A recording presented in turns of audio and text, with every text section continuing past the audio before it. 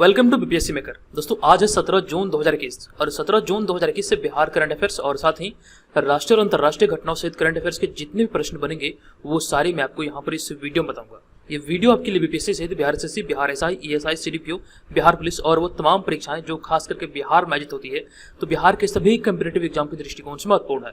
अगर आप घर बैठे इन सभी परीक्षाओं की तैयारी में लगे तो यहाँ से आप अपनी तैयारी को बेहतर कर सकते हैं।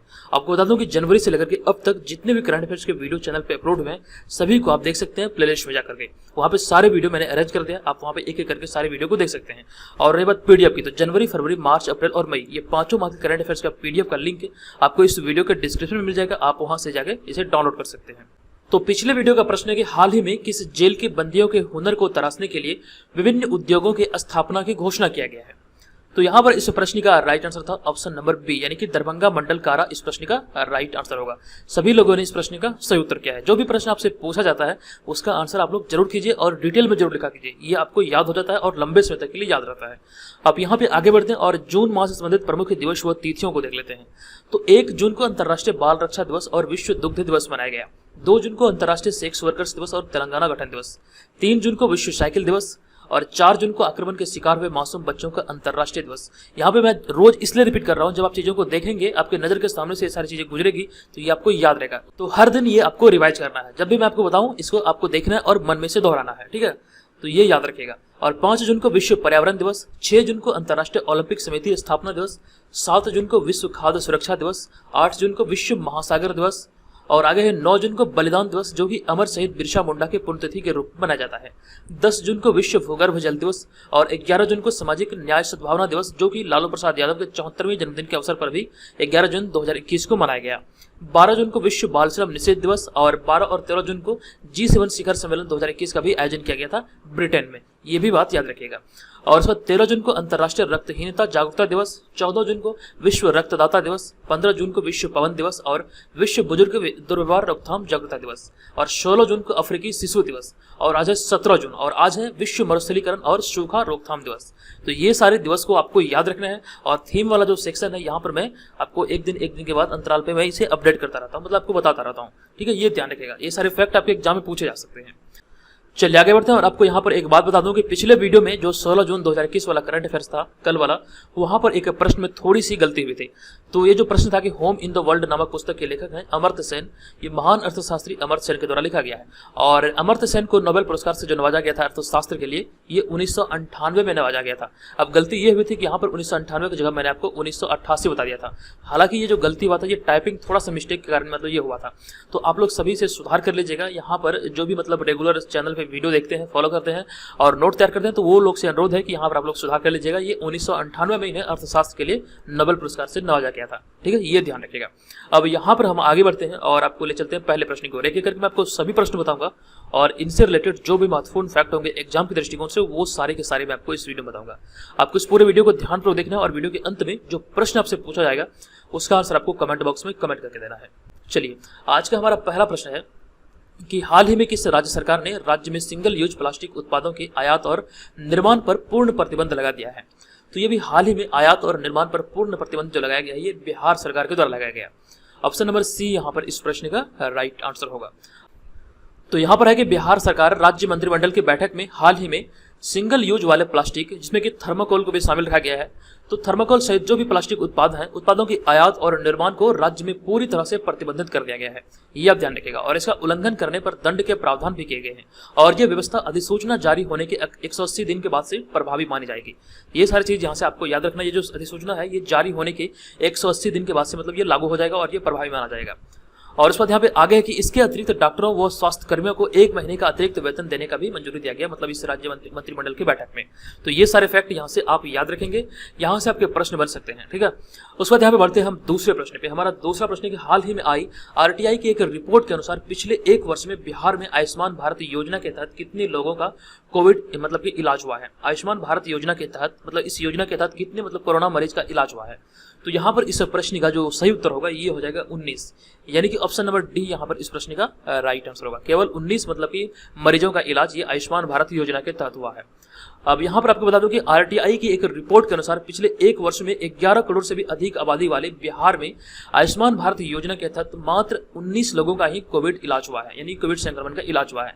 ये आंकड़ा बहुत ही ज्यादा कम है। उसके बाद यहाँ पे आगे लिखा गया है, जबकि इस योजना के तहत पड़ोसी राज्य उत्तर प्रदेश में 875 और झारखंड में 1419 मरीजों का इलाज किया गया है इस योजना के तहत, यानी कि प्रधानमंत्री जन आरोग्य योजना, जो कि आयुष्मान भारत योजना के भी नाम से जाना जाता है। तो ऑप्शन नंबर डी यहाँ पर इस प्रश्न का सही उत्तर होगा। और फिर यहाँ पे हमारा अगला प्रश्न है कि हाल ही में बिहार सरकार ने ग्रामीण पेयजल निश्चय योजना के तहत पानी की बर्बादी को रोकने के लिए कितने रुपये जुर्माने का प्रावधान किया है। ये भी प्रश्न बहुत अच्छा प्रश्न है और इस प्रश्न का जो सही उत्तर होगा ये हो जाएगा हमारा ऑप्शन नंबर ई, यानी कि इनमें से कोई नहीं, उपयुक्त में से एक से अधिक। तो ऑप्शन नंबर ई यहाँ पर इस प्रश्न का सही उत्तर होगा। ये वाला सेक्शन यहाँ पे सही होगा, उपयुक्त में से एक से अधिक वाला। तो यहाँ पर जो मतलब कि जुर्माने का जो प्रावधान किया गया है 150 रुपये, 400 रुपये और 5000 रुपये, मतलब ये प्रावधान किया गया है। तो यहाँ पे ए, बी और सी मतलब तीनों ऑप्शन सही होगा और फाइनल आंसर बनेगा ऑप्शन नंबर ई। अब यहाँ पर आपको इसके बारे में बता दूं कि हाल ही में पंचायती राज विभाग द्वारा तैयार मुख्यमंत्री ग्रामीण पेयजल योजना के दीर्घकालीन अनुरक्षण यानी कि रखरखाव नीति पर कैबिनेट की मोहर लगाई गई और इसके तहत अब पानी की बर्बादी करते हुए पकड़े जाने पर पहली बार 150 रुपये और वहीं फिर दूसरी बार 400 रुपये और तीसरी बार 5000 रुपये मतलब कि जुर्माना का प्रावधान किया गया है। ठीक है, ये आप ध्यान रखिएगा, पहली बार पकड़े जाने पर 150, दूसरी बार 400 और तीसरी बार 5000 रुपये का मतलब इसमें जुर्माने का प्रावधान किया गया है। और यहाँ पे आगे लिखा गया है, ये भी प्रश्न आपसे पूछा जा सकता है आगे, है कि इस नल जल योजना का लाभ लेने वाले परिवार के लिए प्रतिमाह 30 रुपये मतलब शुल्क अनिवार्य किया गया, यानी कि 30 रुपये प्रतिमाह शुल्क चुकाना पड़ेगा। तो ये सारे फैक्ट यहाँ से आपको याद रखना है। उसका ध्यान बढ़ते हैं अगले प्रश्न पे। हमारा चौथा प्रश्न है कि हाल ही में भारतीय तटरक्षक बल ने ऑपरेशन ओलिविया किसकी रक्षा के लिए शुरू किया है। तो भी हाल ही में ऑपरेशन ओलिविया जो शुरू किया गया ये कछुओं की रक्षा के लिए मतलब शुरू किया गया है। ऑप्शन नंबर बी यहाँ पे इस प्रश्न का सही उत्तर होगा, कछुओं के संरक्षण के लिए शुरू किया गया है। अब यहाँ पर इसके बारे में कंप्लीट इन्फॉर्मेशन दे दूं कि हाल ही में भारतीय तटरक्षक बल ने ओडिशा में ओलिविया रिडले कछुओं की रक्षा के लिए ऑपरेशन ओलिविया शुरू किया गया है। आप यहाँ पे ध्यान रखिएगा, ओलिव रिडले कछुओं के मतलब कि रक्षा या फिर संरक्षण के लिए ये ऑपरेशन ओलिविया शुरू किया गया है। तो ऑप्शन नंबर बी यहाँ पर इस प्रश्न का सही उत्तर होगा। और यहाँ पे आगे लिखा गया कि जब नवंबर से दिसंबर के महीने में प्रजनन के लिए ये कछुए ओडिशा तट पर घोंसला बनाना शुरू करते हैं तो ये ऑपरेशन हर वर्ष ओलिव रिडले कछुओं की रक्षा में मदद करता है, ये ध्यान रखिएगा। और यहाँ पे आगे लिखा गया है कि ऑपरेशन ओलिविया भारतीय तटरक्षक बल यानी कि आईसीजी द्वारा पहली बार 1980 के दशक में शुरुआत किया गया था। 1980 के दशक में शुरुआत में ये शुरू किया गया था। तो ये सारे फैक्ट यहाँ से आप याद रखेंगे। ये जो ऑपरेशन शुरू किया गया ये ओलिविया जो ऑपरेशन है ये मतलब कि जो कछुआ की जो प्रजाति है ओलिव रिडले प्रजाति उसी की मतलब संरक्षण के लिए शुरू किया गया है ओडिशा के तट से। तो ये सारे फैक्ट यहाँ से आप याद रखेंगे। दोस्तों इस तरह के वीडियो बनाने में काफी मेहनत लगती है। आज की इस वीडियो का टारगेट मैं आपको दे रहा हूँ 550 लाइक का।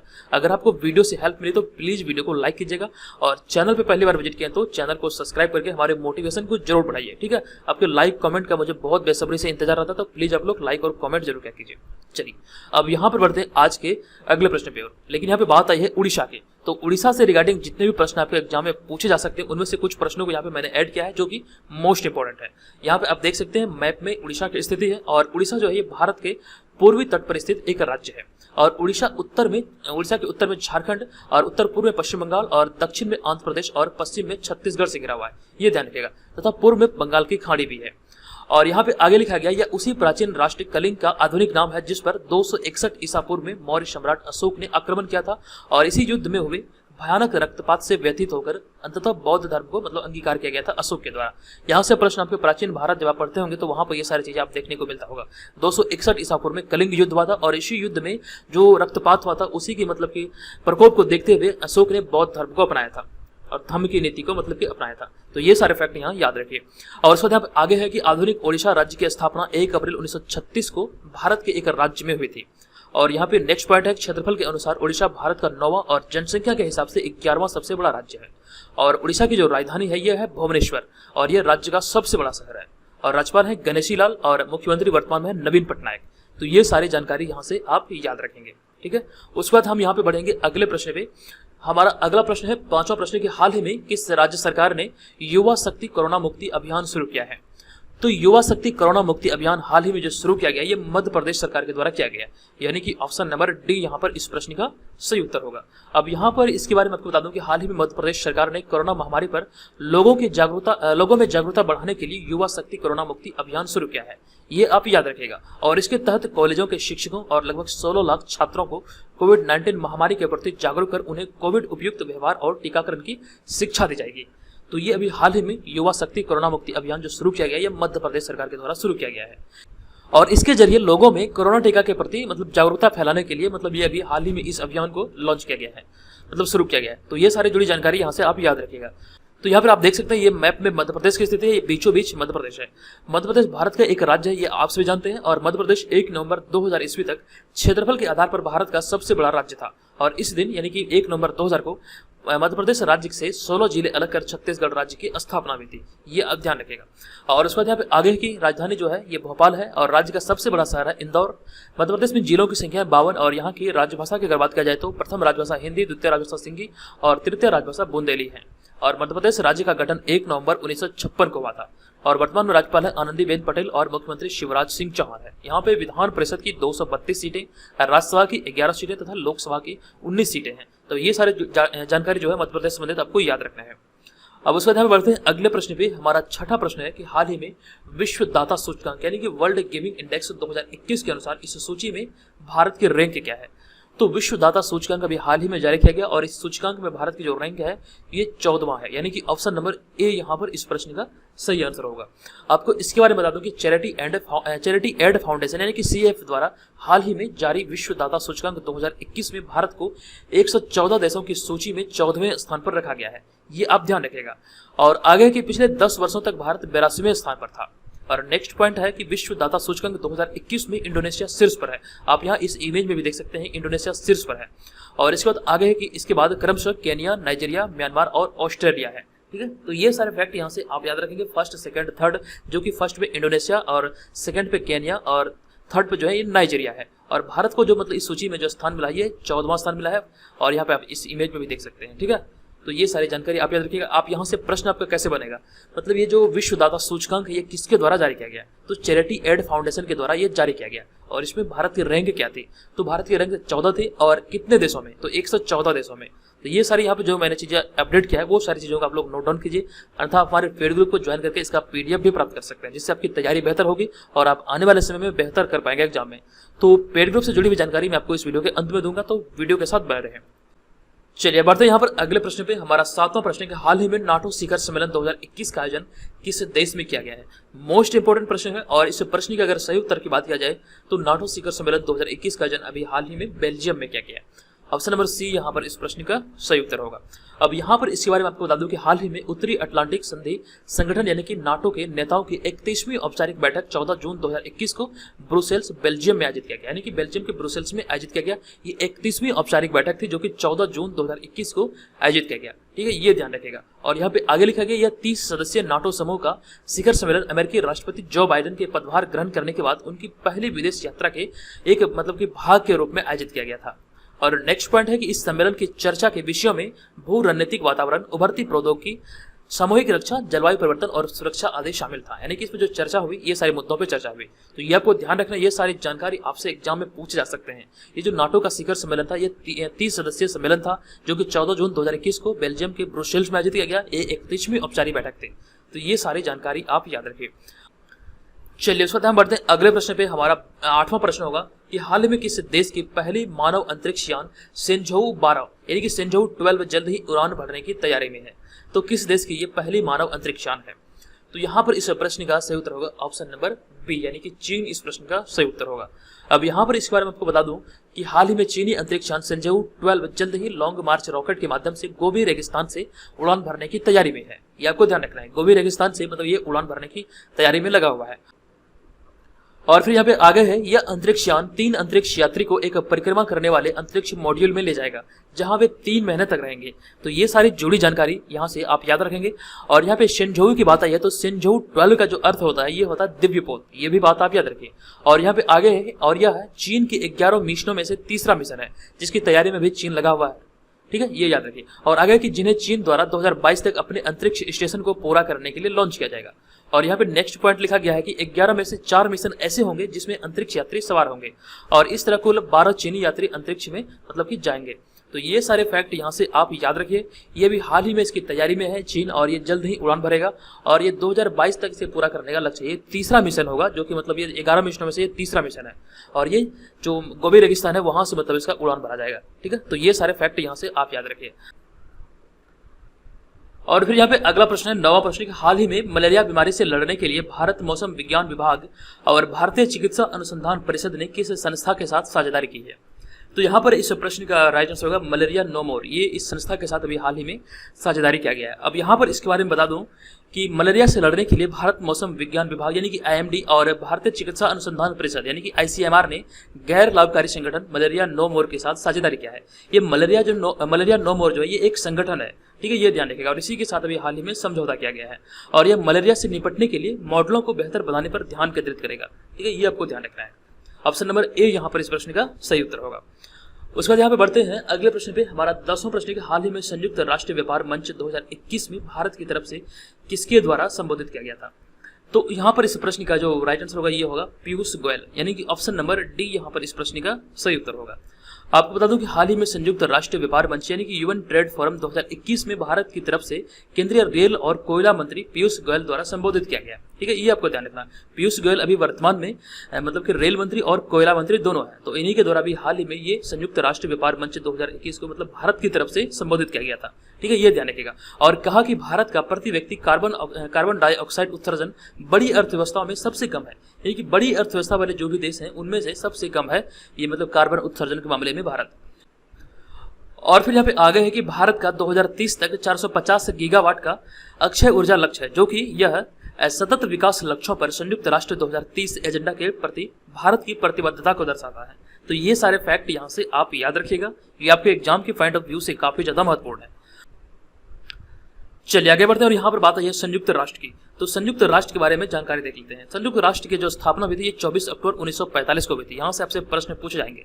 तो 24 अक्टूबर 1945 को संयुक्त राष्ट्र अधिकार पत्र पर 50 देशों के हस्ताक्षर होने के साथ इसकी स्थापना हुई थी और इसका मुख्यालय है मैनहट्टन टापू न्यूयॉर्क में। इसमें सदस्य देशों की अगर बात किया जाए तो 193 सदस्य देश हैं और इसकी जो आधिकारिक भाषाएं हैं ये अंग्रेजी, फ्रांसीसी, रूसी, स्पेनिश, अरबी और चीनी यहाँ की मतलब आधिकारिक भाषाएं हैं। और वर्तमान में महासचिव है एंटोनियो गुटेरस। ये अपने अगले कार्यकाल यानी दूसरे कार्यकाल के इसका चयन किया गया है और एंटोनियो गुटेरस जो अभी मतलब क्या है ये पुर्तगाल करने वाले हैं। तो इसके बारे में पिछले वीडियो में शायद एक प्रश्न आया था जो कि मोस्ट इंपोर्टेंट प्रश्न था, जो कि मतलब कि यूनाइटेड नेशन के मतलब अगले मतलब महासचिव के रूप में मतलब कि दोबारा इनका चयन किया गया है। तो ये सारी बात मैं ऑलरेडी आपको बता चुका हूँ। चलिए बढ़ते हैं अगले प्रश्न पे। हमारा 11वां प्रश्न है कि कौन सा दुनिया का पहला देश हाल ही में लकड़ी से बना उपग्रह लॉन्च करने की तैयारी में है।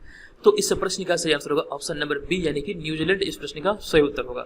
आपको यहाँ पर इसके बारे में बता दूं कि यूरोपीय अंतरिक्ष एजेंसी यानी कि ESA 2021 के अंत तक दुनिया का पहला लकड़ी का उपग्रह यानी कि वीजा वुडसेट पृथ्वी की कक्षा में लॉन्च करेगी, इसकी तैयारी में लगी हुई है। और यहाँ पे अगला पॉइंट है कि अंतरिक्ष यान संरचनाओं में प्लाईवुड जैसी लकड़ी की सामग्री के उपयोग का परीक्षण करने के लिए इसे 2021 के अंत तक लॉन्च किया जाएगा।